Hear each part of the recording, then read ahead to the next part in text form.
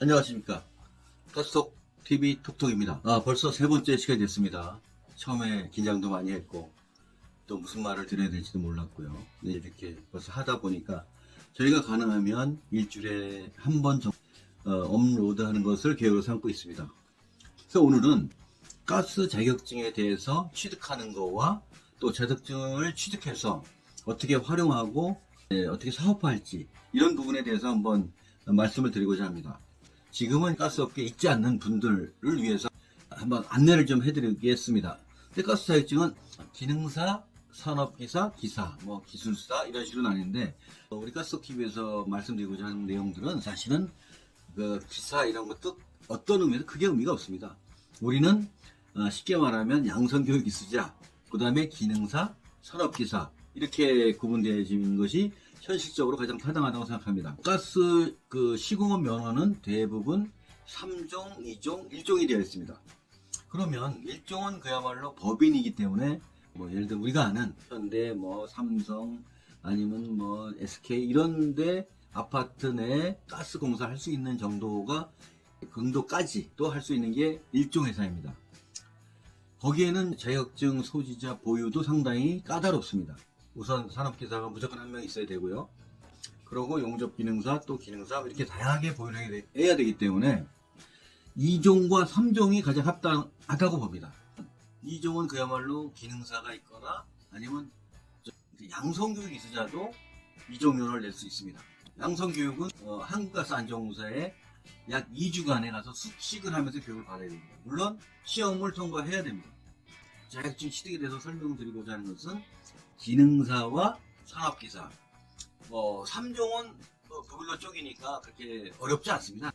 그래서 오늘은 이제 조금 설명을 드리고자 하는 것이 기능사와 산업기사인데 우선 기능사 편을 말씀드리겠습니다. 산업기사와 크게 다르지 않습니다.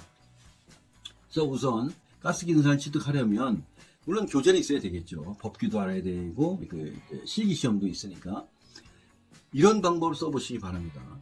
책에 있는 이제 어느 교재나 교보문고나 이런 데 가면 이제 가스기능사 책이 다 있습니다. 필기시험 보여드린 것과 같이 필기시험과 또 실기시험 책이 있습니다. 그러면 거기서 핸드폰에서 녹음이 다 되니까요. 모든 법규를 자기가 읽으면서 녹음을 해 놓으세요.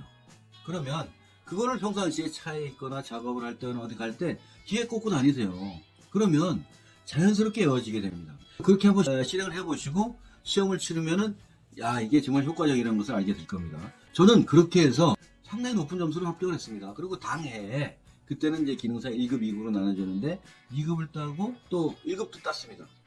그 방식으로. 그러면 뭐가 있겠습니까?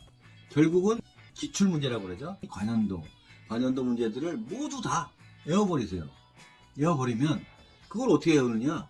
꽂고 다니세요. 그렇게 해서 한번 실행을 해보시고 시험을 보면 아마 이게 효과가 정말 크구나라는 것을 느낄 수도 있습니다. 그래서 지금 제가 간단히 말씀드렸지만 가스 자격증을 취득하는 길은 그렇게 어렵지 않다. 그것은 또 학원을 다니는 것도 좋고 무슨 인터넷 강의를 듣는 것도 물론 중요하지만 그거는 과외로 치더라도 아까 제가 말씀드린 책을 가지고 자기 입으로 녹음을 해서 귀에 꽂고 다니거나 차 안에서 트는 것이 가장 효과적이라는 것을 제가 오래전에 이미 경험을 한 겁니다. 회사에서 웅이라는 공급관에서 이제 50mm였습니다. 그걸 절단하여 T를 용접 T가 되겠습니다. 그래서 50에 20 T를 써서 밸브 달고 계량 6등 G4입니다. 달고 건물 외벽을 쭉 돌아가죠. 계량기 물론 달고 4, 5m 가서 천공해서 들어가서 냉장고 위에 높은 렌지죠. 그리고 이제 온수기 하나 설치하는 간단한 공사였는데 그래서 저는 이제 왕십리에 있던 웅이라는 일본식 식당 같았습니다. 시공을 하고 지금 보이는 것 같이 여기는 차단기 모든 건 마찬가지니까요.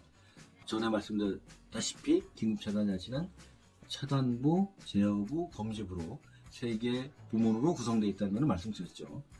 도시가스는 공기보다 가볍기 때문에 검지부가 천정에 있고 이 경우에는 이제 공기보다 무겁기 때문에 하부에 있습니다. 검지부가 다른 기능은 똑같습니다. 그래서 오늘은 자격증 취득 별거 아닌 것 같지만 사실은 대단히 중요하고 대단히 효과적이라는 것을 자신있게 좀 안내를 해드립니다.